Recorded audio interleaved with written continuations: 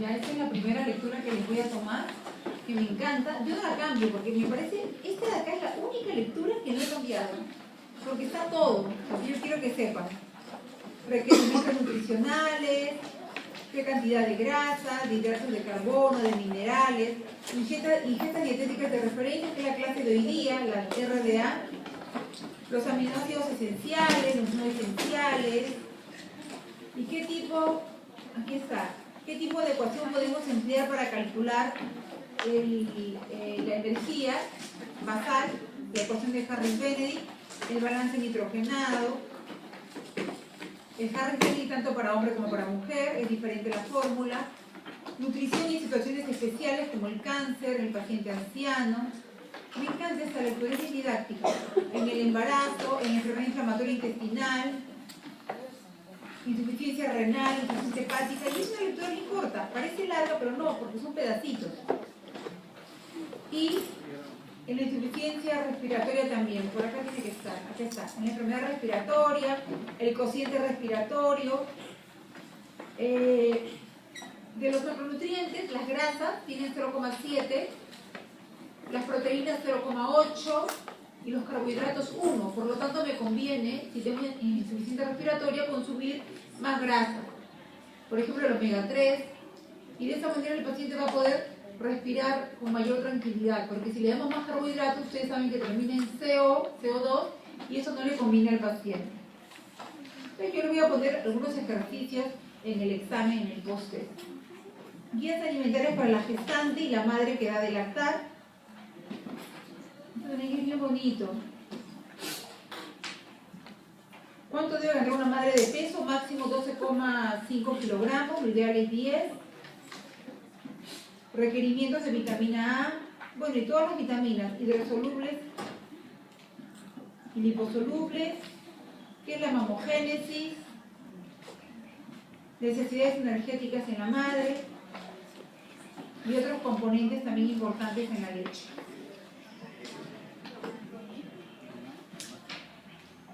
Bien, empecemos con la clase. Al final les voy a pasar el video de qué alimentación debemos recomendar en los pacientes que tienen insuficiencia respiratoria, porque está muy de moda el EPOC, el EPI, la fibrosis pulmonar, sobre todo en personas no tan ancianitas, ¿ah? Y que no tienen que ver con las de STOTI ni los que trabajaron en minas, no, está muy de moda, por eso es que les escogí ese video. A ver, ¿me pueden apagar la luz, alguien? Ah, delegado, dice que apague. ¿Puedes tomarme una foto con mis chicos? ¿Salen de ahí todos? ¿Salen mis chicos?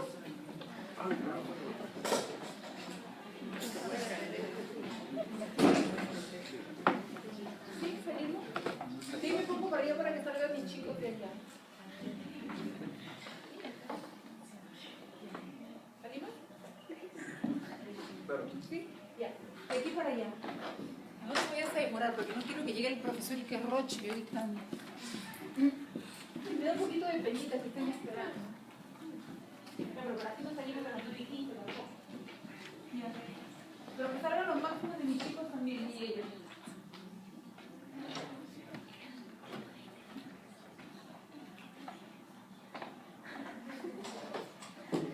¿Listo? ¡Ay! ¡Fácil, carboncillos! Que ahí estoy para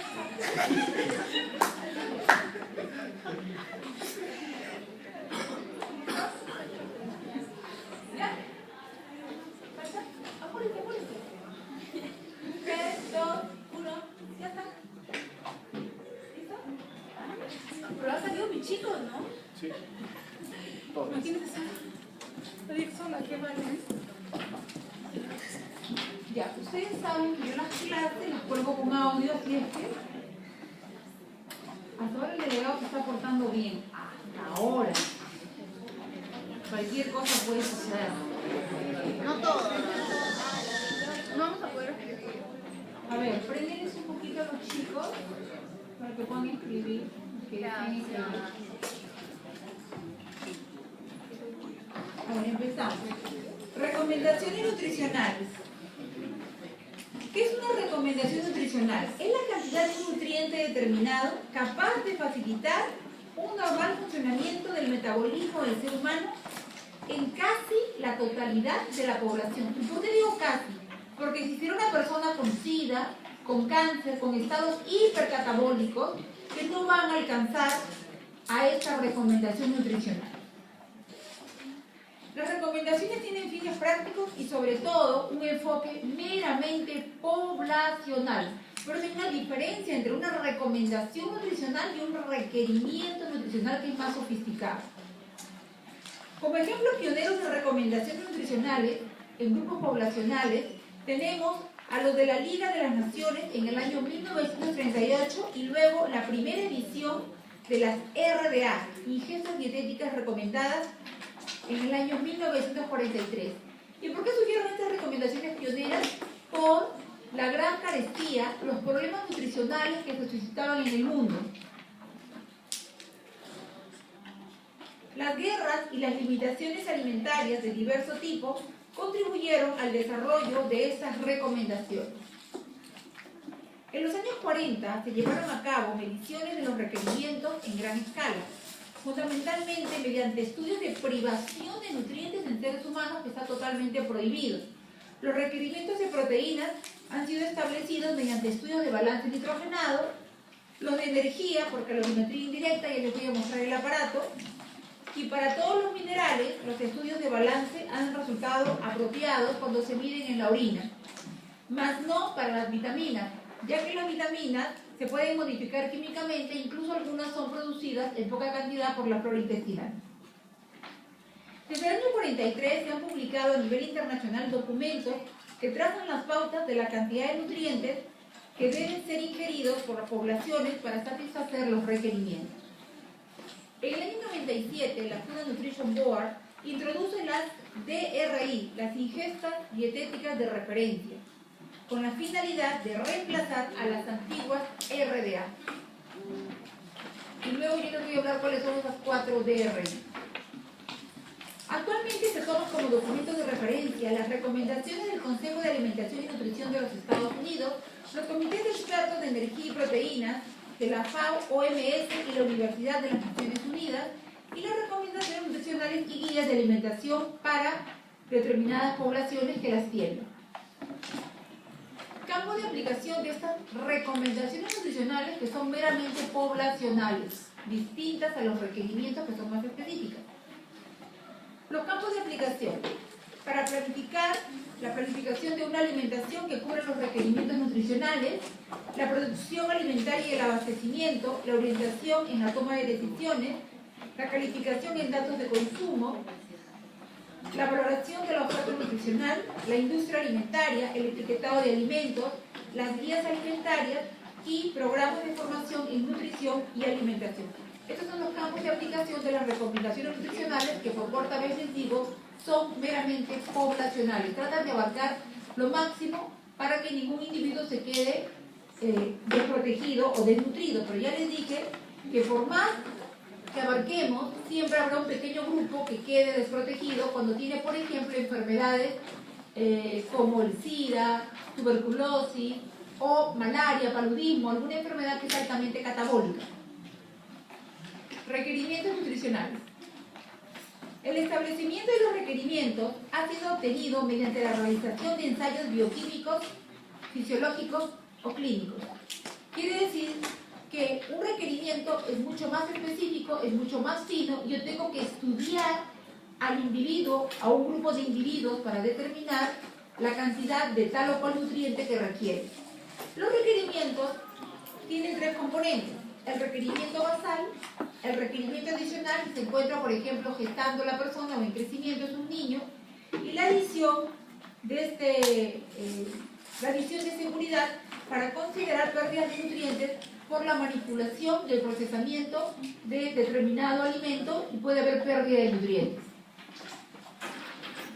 El requerimiento del ser humano está influenciado por la esencialidad y función del nutriente, eso ya se los expliqué en las primeras clases, diferencias individuales, factores ambientales y la adaptación al suministro variable de alimentos, que va a depender de cada país y de cada región y también de la estación en que se encuentra. La ausencia de manifestaciones carenciales a determinados niveles de ingestión ha sido la base para establecer el requerimiento de un nutriente. Es decir, se han observado poblaciones que crecen sanas, con normalidad. Lo que se ha visto es de qué manera se alimentan y se ha tomado como patrón de referencia. Es así que la simple observación de la cantidad de nutrientes que ingieren poblaciones que crecen y viven normalmente brinda una cierta estimación de esos requerimientos nutricionales. Un ejemplo clásico son los requerimientos nutricionales de energía en niños. El establecimiento de las recomendaciones nutricionales por diferentes comités de expertos se basaba en ingestiones observadas en niños que crecían de acuerdo con estándares internacionales. Fundamentos de la medición de los requerimientos de nutrientes. El establecimiento del requerimiento diario de cada uno de los nutrientes necesita que conozcamos exactamente la fisiología sobre su digestión, absorción, transporte, metabolismo, retención y excreción del nutriente. Por ejemplo, la retención de nutrientes depende de su capacidad de almacenamiento, como la B12, que a pesar de ser hidrosoluble se puede almacenar hasta por 20 años. Cuando se conoce con exactitud el lugar y la dimensión de la reserva, puede calcularse con fidelidad la contribución de este nutriente al organismo. De esta manera, el recambio de los diferentes nutrientes en el organismo y la excreción a través de la orina, de la piel o de la bilis establece un mecanismo de regulación. En la siguiente tabla que les voy a mostrar, vamos a ver la concentración normal de los diferentes nutrientes y las pérdidas estimadas diarias. Aquí tenemos, por ejemplo, la vitamina B12, que puede durar hasta 10 a 20 años. Quienes duran poco, 1 a 2 días, son el potasio, el sodio, 1 a 3 días, el agua, 4 días, los carbohidratos, pocas horas, si ustedes corren o hacen actividad física, puede durar 40 minutos, y las grasas y proteínas, un promedio de 7 semanas. Para algunos grupos poblacionales existen datos asegurados solo de manera parcial, debido a que son grupos vulnerables, como los niños pequeños, las mujeres embarazadas y los adultos mayores. En ellos no podemos realizar mayores estudios. Así es que, mediante la interpolación de datos que se disponían de lactantes y adultos en épocas pasadas donde sí se hacía experimentos con ellos, se han obtenido muchos de los datos actuales disponibles de requerimientos. Y cuando no se obtienen, se realizan estos estudios en animales de experimentación. Requerimientos energéticos. El valor energético de los nutrientes se expresa en kilocalorías. ¿Cómo se define una kilocaloría? Cantidad de calor necesario para pasar 1 kilo de agua de 14,5 grados centígrados a 15, grados centígrados a la presión del nivel del mar. Otra definición de kilocalorías: cantidad de calorías liberadas en la combustión de 1 gramo de ese nutriente dentro de un calorímetro. La estimación más precisa de las necesidades energéticas de un paciente se obtiene mediante la calorimetría indirecta. Allí pueden observar ustedes el analizador. El examen se realiza en un analizador de oxígeno y CO2 en aire expirado. El paciente debe asistir al examen con ayuno de 10 a 12 horas y luego de 15 minutos de reposo absoluto en camilla, se efectúa el examen por un periodo de 30 minutos. Tal cual lo pueden apreciar. Existen diversas fórmulas matemáticas para su cálculo, mucho más sencillo, porque no todos, salvo en algunas unidades de cuidados intensivos, se puede tener este analizador de calorimetría indirecta, pero usualmente nos valemos de la ecuación de Harris-Bennett, y yo siempre le pido a mis alumnos que lo anoten, no hay necesidad de que se lo memoricen, anoten y pueden pasar visita y ustedes demostrar a su médico asistente que pueden calcular exactamente las calorías que requiere ese paciente. Es diferente para hombres y mujeres. Con ello obtenemos, a partir del peso del paciente, talla en centímetros. Por ejemplo, si mide 1,75 m serán 175 centímetros, la edad en años y el sexo. El peso va a ser en kilogramos. Muy bien, repito entonces. Con esta fórmula obtenemos, a partir del peso en kilos, talla, edad y sexo del paciente, una estimación muy aproximada de su gasto energético basal, es decir, de los requerimientos energéticos diarios en situación de reposo, ayuno y a temperatura de ambiente normal. Pero ustedes saben que esto es utópico, especialmente cuando un paciente, valga la redundancia, está hospitalizado. Habitualmente tiene una actividad diaria o una situación de estrés. Por este motivo se calcula el gasto energético total aplicando a la ecuación de Harris-Benedict un factor de corrección. Acuérdense para el examen. Por ejemplo, un paciente varón de 40 años que pesa 75 kilos y mide 1,75 m, si yo les pongo 1,75, ustedes lo convierten durante el examen que les voy a tomar 175, tendrá un gasto energético basal, simplemente, yo lo voy a dar todo, lo que quieren que interpreten, un gasto energético basal de 1.702 calorías. Pero el paciente sufre una intervención quirúrgica programada. Les voy a dar ese cuadrito. La profesora nos ha dicho cirugía. Cirugía programada, aquí está. 1.2 o 1,2.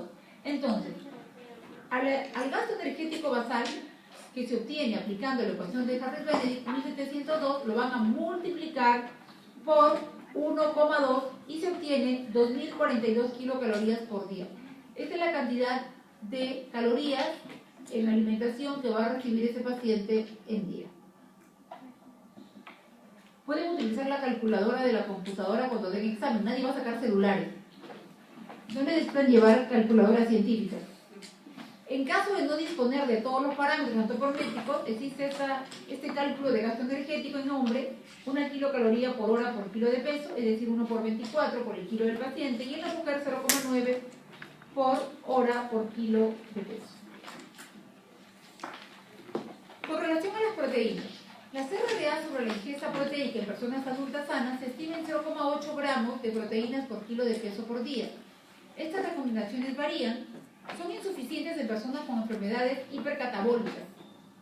En estos pacientes, el aporte de proteínas debe adaptarse al nivel de estrés, tratando de conseguir un equilibrio. De esta manera, el aporte calórico diario proveniente de proteínas puede llegar a más de un 20%. Ustedes ya saben que en promedio son 12 a 15% lo recomendado. Ahí está el cuadrito. Si el grado de estrés es leve, intenso o muy intenso, la cantidad de proteínas que estoy recomendando para cualquier persona sana es 0,8, pero en estos casos va de 1,2 a 1,5, en intenso 1,5 a 1,7, y muy intenso no pasarse de 2, porque si se pasan de 2 pueden producir acidosis. Como ayuda para realizar una administración de calorías proteicas, podemos valernos del balance nitrogenado. La diferencia entre la cantidad de nitrógeno que representa las proteínas, el nitrógeno lo orinamos, que representa las proteínas. Recuerden que 1 gramo de proteínas equivale a 6,25 gramos, o sea, 1 gramo de nitrógeno que eliminan en orina equivale a 6,5 gramos de proteína. Por ello debemos realizar una determinación de nitrógeno en orina de 24 horas y calcular el balance nitrogenado mediante la fórmula que les pongo abajo. El balance nitrogenado guarda una gran correlación con la situación de estrés metabólico, por lo tanto se usa como marcador de estrés. Si sale menos de 5, ustedes miden el nitrógeno en orina de 24 horas y les sale menos de 5, o sea 5 gramos en 24 horas, ustedes van a decir, no hay estrés. Si sale entre 5 y 10 es leve. Si es moderado, si el grado de estrés es moderado, puede ser de 10 a 15 la cantidad de nitrógeno encontrado en orina, y si el grado de estrés es intenso, el nitrógeno encontrado en orina será mayor a 15. Por lo tanto, deberá tener un mayor aporte de proteínas. Aquí está lo que les mencioné: no sobrepasar, pregunta de examen, un aporte de 2 gramos de proteína por kilo de peso por día por el riesgo de acidosis. Les voy a hablar ahora de las 4 DRI. Las DRI o ingestas dietéticas de referencia en español. Primero, tenemos 4. Tenemos el EAR, que es el requerimiento medio estimado o requerimiento estimado por medio. Es el valor de ingesta diaria de un nutriente que es estimado para cubrir la mitad de un grupo de población sana y homogénea de igual sexo, edad y estilo de vida. Las RDA, que son las que más cubren, 97,5%, y siempre se calculan a partir del EAR, pregunta de examen. ¿Por qué yo no puedo llegar al 100%? Porque, como les dije en la introducción, siempre habrá un pequeño porcentaje de personas que están con enfermedades hipercatabólicas que no van a permitir cubrir estos requerimientos. El nutriente que se estima, sin añadir un margen, también es pregunta de examen, El nutriente que se estima, sin añadir un margen de seguridad, es la energía. Solamente para energía se ofrece como EAR, como requerimiento medio estimado. Pero no podemos aumentar más requerimientos de la energía porque si no conllevaría esto a mayor riesgo de obesidad. Algunas recomendaciones en niños, varones, mujeres, tenemos de calcio, de fósforo, hierro, zinc, yodo, selenio. Realmente todos los nutrientes tienen recomendaciones. Algunas excepciones que los voy a mencionar al final están exentas, pero es por seguridad. La ingesta adecuada ahí tiene el mismo significado que las RDA 97,5% que cubre los requerimientos. Se utiliza cuando no existe una evidencia científica suficiente para estimar el EAR, porque es en lactantes, en gestantes, en grupos poblacionales donde no podemos estudiar. Entonces, en ese caso se hace una aproximación, un cálculo, y es reemplazado por este término ingesta adecuada.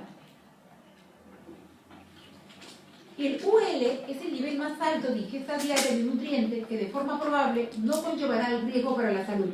Pero repito, es la ingesta máxima tolerable de ese nutriente.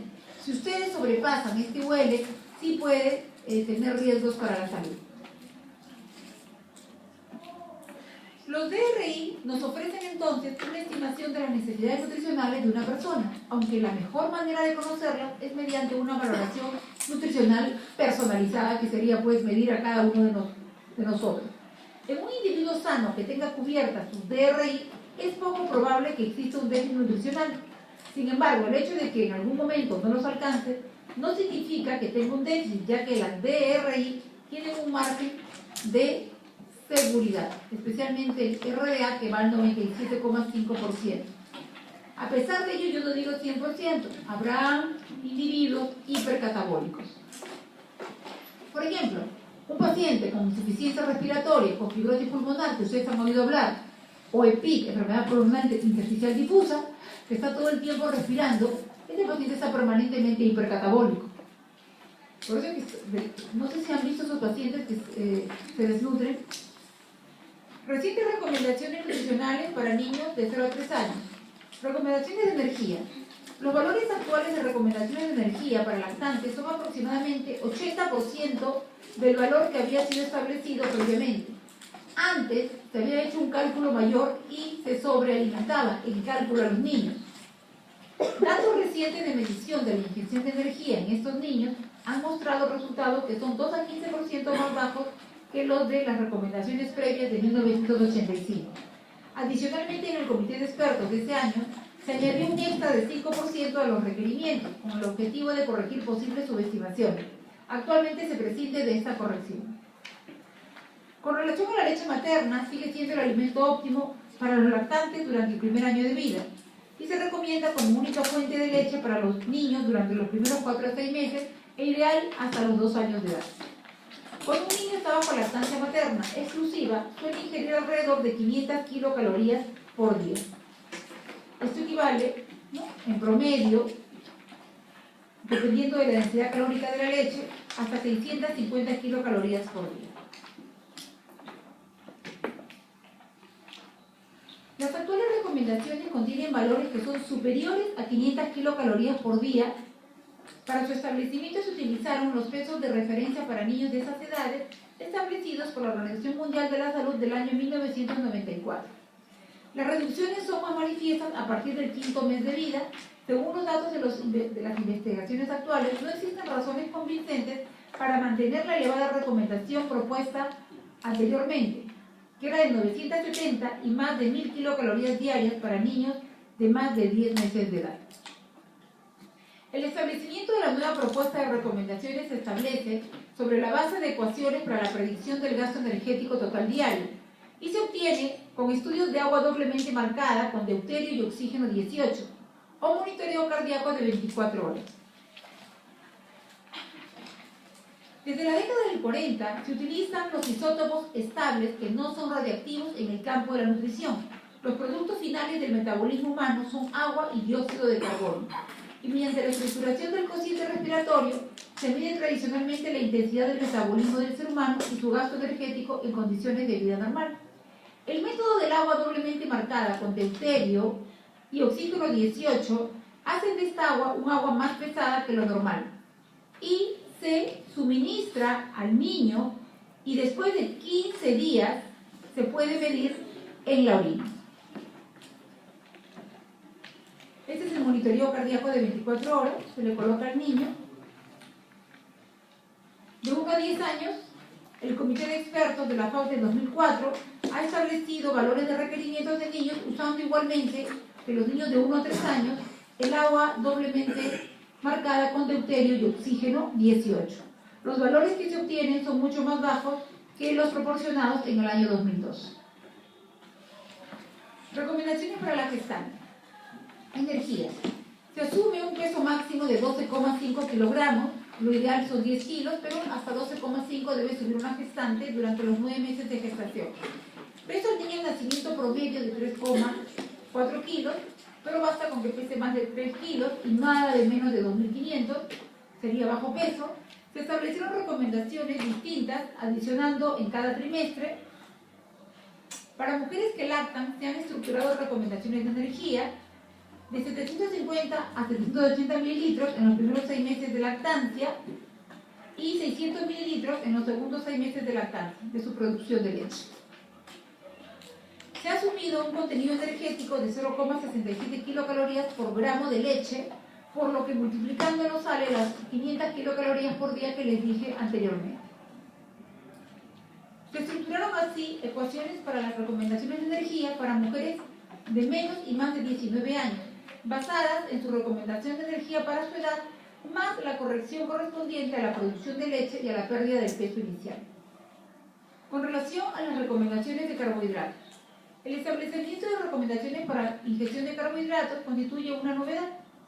Producto de la dependencia de nuestro cerebro a los carbohidratos, se utilizó la cantidad promedio de glucosa que necesita nuestro cerebro, calculado como EAR. ¿Y cuánto necesitamos? 120 a 100 gramos de carbohidratos al día. Recordemos que ¿cuántos gramos tiene la glucosa o el carbohidrato? ¿Se acuerdan que les enseñé? Igual que las proteínas. 4. 13 por 4 o 12 por 4, 48. Más o menos son 500 kilocalorías como mínimo que se requiere. Un valor máximo de 55% del total de la energía ingerida ya había sido previamente recomendado.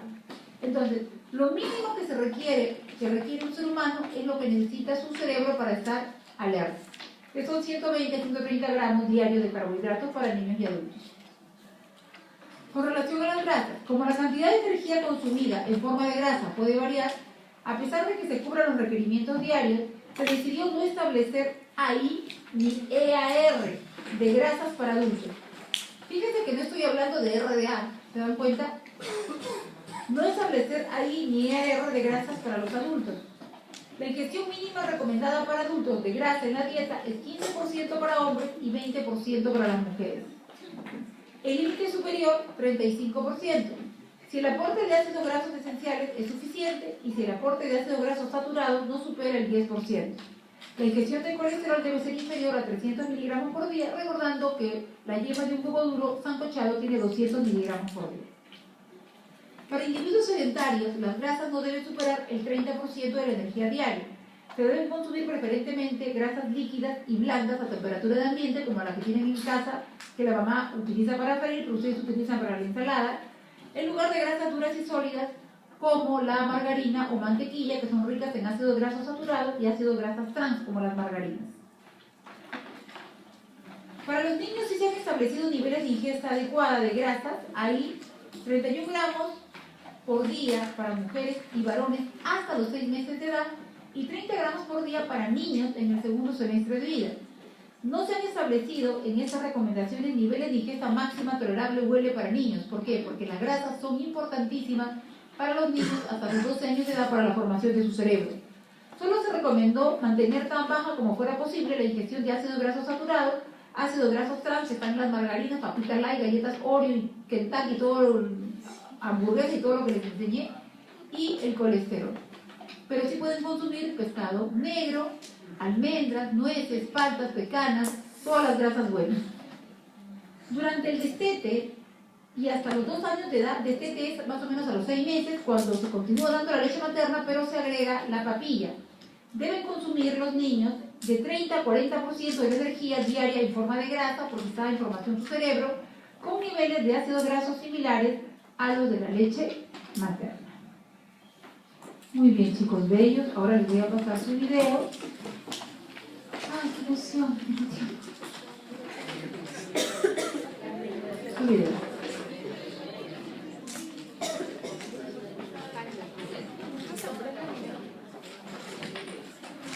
Bueno, y ustedes se preguntarán, ¿qué tiene que ver el EPOC con la alimentación?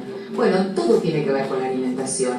Y el cuadro general de la persona también va a repercutir directamente en su capacidad para alimentarse, en cómo se alimenta, en la energía que tiene. Y yo creo que acá la palabra energía parece ser como el común denominador de esta patología, porque efectivamente la afección pulmonar hace que uno le cueste más todo, ¿no? Porque le cuesta respirar, por ende le cueste más, y entonces tiene que reservar esa capacidad respiratoria para cosas vitales como es subsistir. Exacto. Pero acá también está la alimentación, y Paola, la pregunta es, ¿existen alimentos contraindicados para aquellas personas que tienen una afección pulmonar? Buena pregunta, no es que estén contraindicados. Si una persona tiene una capacidad respiratoria disminuida y come un alimento que le genera una distensión abdominal, en aquellos que son propensos a la distensión abdominal, por ejemplo, con una legumbre, con alimentos feculetos como es la papa, la batata, el choclo, la mandioca, o come alguna verdura cruda y no la tolera bien y le genera distensión abdominal, esas personas no deberían consumirlos. No es que haya una Porque la distensión abdominal disminuye la capacidad respiratoria porque levanta el diafragma.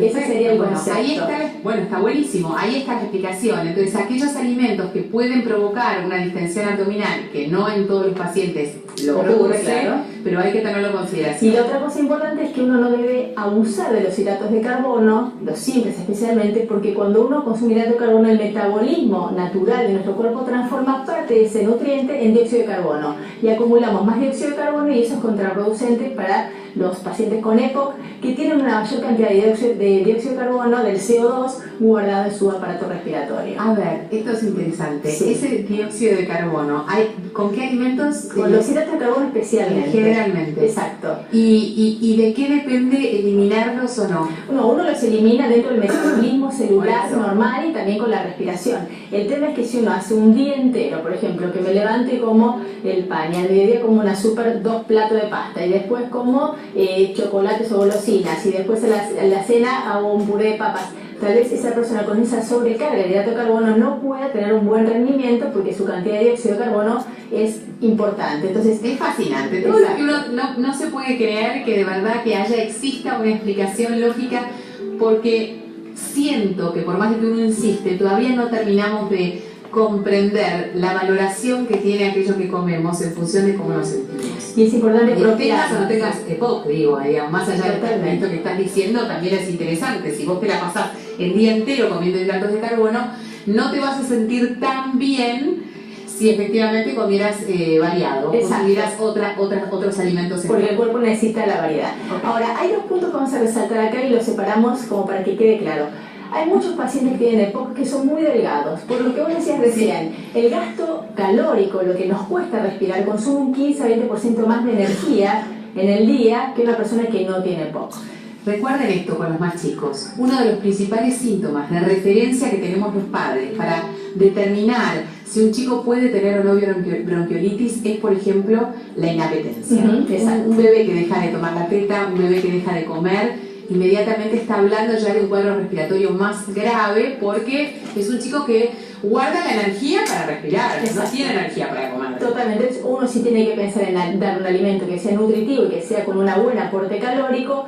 Elijamos alimentos que tengan una buena calidad de grasa, las carnes saludables, las buenas, sí, que serían el aceite de oliva, que ahora lo vamos a hablar igual, pero aceite de oliva. Y si quiero quiero que esa persona cuide su peso o aumente un poquitito, voy a tratar de utilizar elementos dentro de las preparaciones. Por ejemplo, leche en polvo, que la podemos poner dentro de un soufflé. Puedo usar el huevo, la clara de huevo, que también tiene un aporte de proteína interesante. Puedo usar el queso rallado, puedo usar una porción de queso fresco. Puedo utilizar las compotas, que son más digeribles. Y a ver, vamos a pedirle al director que vayamos acá puntualmente, que es justamente el momento que estamos haciendo referencia, que es aquellas preparaciones hipercalóricas o hacerlas de alguna manera hipercalóricas con elementos que le agregamos a determinados platos. Paola mencionaba la leche en polvo, el queso rallado, el queso fresco en los soufflés, en las tartas, en las tortillas. El aceite, por supuesto, siempre es el estandarte que podemos utilizar para dar el mayor aporte calórico.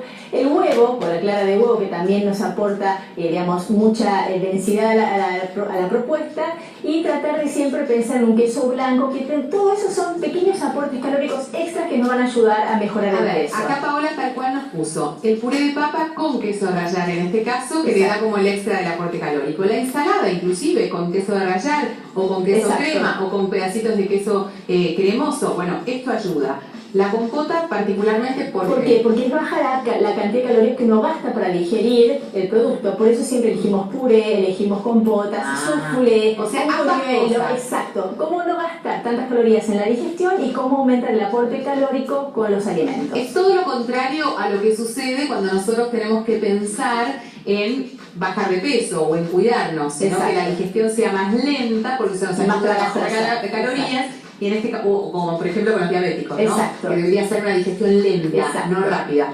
Para ellos, digestión rápida. Exacto. Para poder fácil, sencillo, que acompañe. Ahora bien, la otra contraparte es que muchos dicen que, bueno, está el paciente con EPOC que tiene esa pancita, porque también es muy sedentario, no tiene capacidad de hacer mucha actividad física, que también igual está muy recomendada. Ahora, hay un 60% de los pacientes que tienen EPOC que tienen síndrome metabólico, que es la conjunción de azúcar alta, colesterol alto, diabetes, hipertensión y mediendo la cintura, que eso ya lo vamos a ver en otro programa. Entonces, si uno dice, pensar que también tiene un riesgo metabólico alto, ¿por qué? Porque tengo un sobrepeso a nivel abdominal, me obliga a pensar en una alimentación del estilo mediterráneo. Perfecto, y entonces ahí nos vamos a este lado. Exacto, ¿bien? Está bien. Empezamos por el lado aquí del magnesio. ¿Por qué el magnesio es importante? Que está en los lácteos, en los pescados, en los cereales, en las nueces, en las hojas verdes, todo lo que es hojas que pueden ser cocidas, eso lo mantiene también la propiedad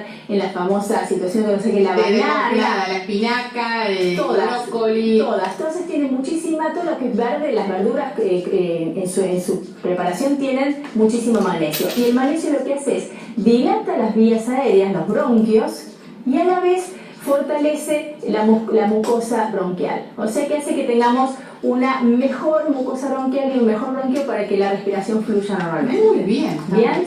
Vamos al pescado. Del omega, yo digo pescado omega 3, también tenemos la chía, tenemos la soja, la milanesa de soja, la yema del huevo, las nueces y los pescados que son los pescados azules, el atún, la caballa, el jurel, la anchoa y la sardina. ¿Por qué el omega 3? Es un antiinflamatorio de clase y hace que tengamos una menor regeneración de células mucosas. Es un antiinflamatorio que hace que tu célula de tu capa de mucosa que está en contacto con el moco que está produciéndose parte como obstrucción de esa respiración, reduzca. Entonces, revalorizar el omega 3 aparte del magnesio. Exacto. Lo siguiente sería la vitamina E. La vitamina E es como un antioxidante, al igual que la vitamina A y la vitamina C, son antioxidantes naturales que recordemos que los antioxidantes frenan la producción de radicales libres que naturalmente nuestras células producen y los pacientes con EPOC las tienen en cantidad. Entonces, si agregamos un poquito de aceite de oliva, una aceituna, una palta, un germen de trigo, todo esto tiene vitamina E y es un aliado para que nuestra mucosa esté protegida frente a estos antioxidantes. Muy bien. Bien. Vitamina C, el clásico me dice fortalece nuestro sistema inmune y también ayuda a la regeneración de la mucosa bronquial.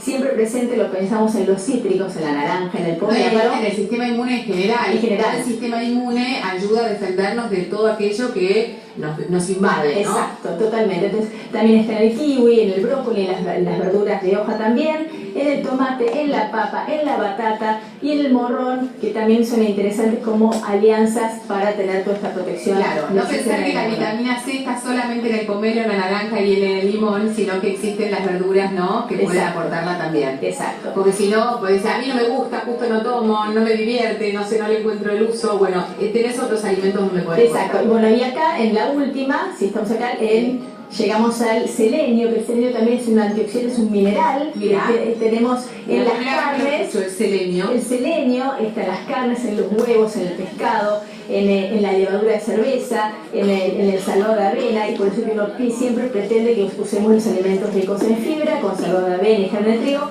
porque también el selenio es un antinatural, un antioxidante natural que es protector de nuestras células bronquiales, o sea que si uno se pone a mirar, esto es lo que también conforma la dieta mediterránea, ¿sí? Que es donde ponemos muchas verduras, frutas, pescados, aceite de oliva, frutos secos, y pensar siempre en la presencia de la variedad de las comidas.